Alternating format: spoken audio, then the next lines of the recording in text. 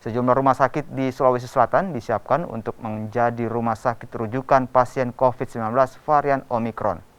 Ini dilakukan karena merebaknya kasus Omikron di sejumlah daerah di tanah air. Dinas Kesehatan Provinsi Sulawesi Selatan telah memerintahkan seluruh rumah sakit dapat menjadi tempat isolasi dan perawatan bagi pasien varian Omikron tersebut.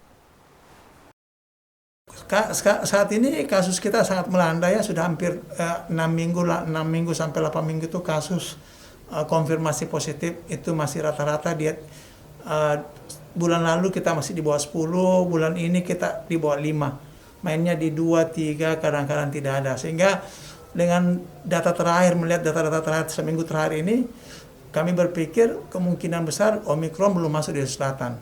Kenapa? Kasusnya seperti kita ketahui Omikron ini kan penularannya cepat. Sementara kasus harian kami di Sulawesi Selatan rata-rata 2, 3 dan tidak pernah berubah. Sehingga kami berpikir kemungkinan besar Omikron tidak ada. Tapi kalaupun nanti ada kecurigaan, misalnya tiba-tiba terjadi peningkatan kasus, yang mulai misalnya dari 2 terus tiba-tiba naik 10 atau 15, kami harus wajar curiga ada Omikron, dan karena kami punya laboratorium belum memiliki reagens sequencing, otomatis sampel akan kami kirim ke Litbangkes.